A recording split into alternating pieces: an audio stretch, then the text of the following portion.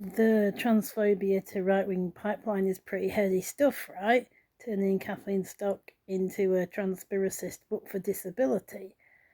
How has a philosopher jumped? That must be how a philosopher has jumped the shark. I mean, I'm not a trained philosopher, and I just look things up through some dodgy runs with a quick Google, which forces you into, well, I've not disabled Gemini, but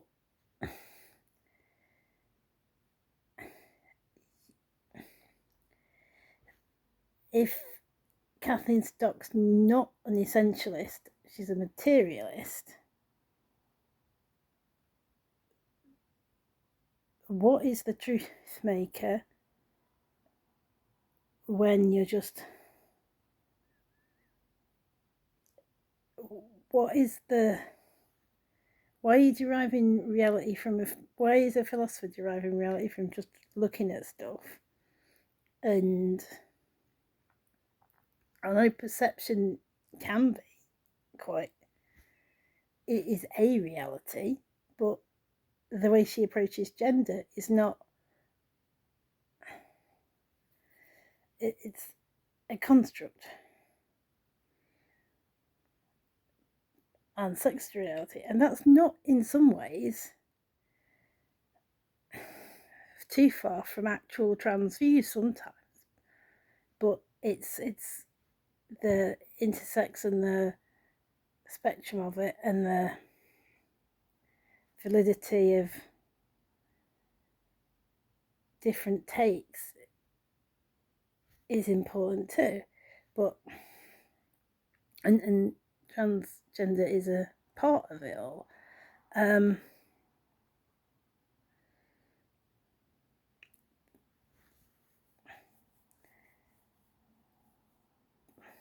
But yeah, if you're just looking at disabled people and saying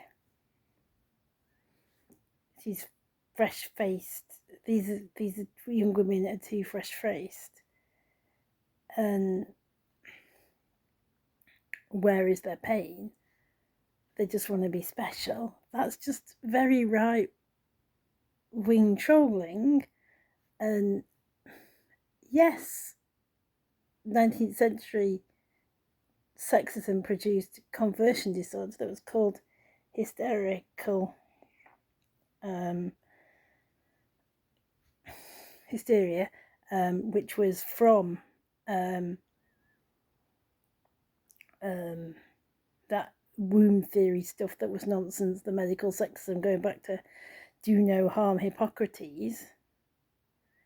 All loads of irony in that reality and layered truths, fictions, and kind of beneficial, sometimes deceptiveness that I still think the Hippocratic Oath means something and is useful having. But despite the fact that he was really frustratingly horrible at being the originator of that medical sexism. That said, yeah, it doesn't mean that none of that is evidence that you're looking at young people and seeing using mobility devices and seeing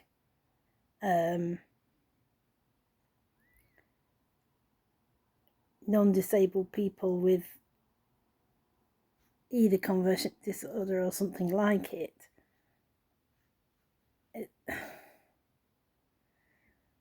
I mean, that's like,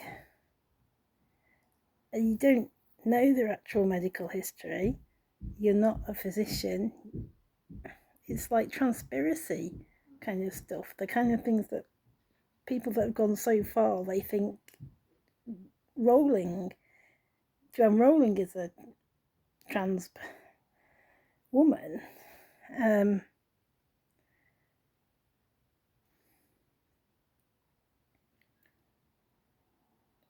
You know, it's just that it's she's not an essentialist, Stock. Then how is she being more like that about, well, it wouldn't be an essentialist argument in terms of, because you're saying that though they're presenting as disabled, they're not disabled, but something's going with like subject object that you look at them and you think they don't look disabled even though they're trying to look disabled. Like, that's what I mean by the transparency thing.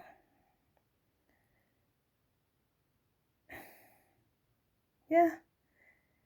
And that seems like a kind of logical leap or a conflating of what you perceive and analyse with reality regardless of other evidence. That seems that something that, except for the warping effects of the right-wing pipeline and framing it as some kind of culture war trend, and becoming fascist and getting at disabled people as in this new, but not really fascist in this way, that it's this new thing of fakery, accusations of faking it, but that also hurts disabled people by removing cultural consent for support. So it's not like a useless eater, it's a lying eater thing. I don't see it's almost like a garden path sentence, and you've kind of, when a word becomes its own contronym,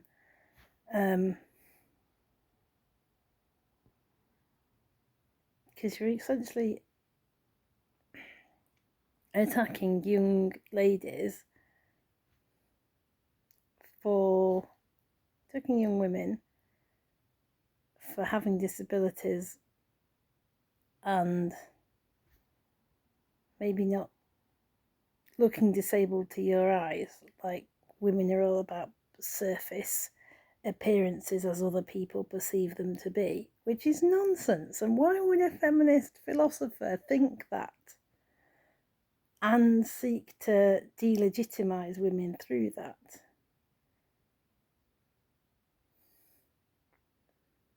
In an atmosphere that is taking us back towards kind of, all sorts of authoritarian tick box lists. Just does not make a lot of sense, like transvestists.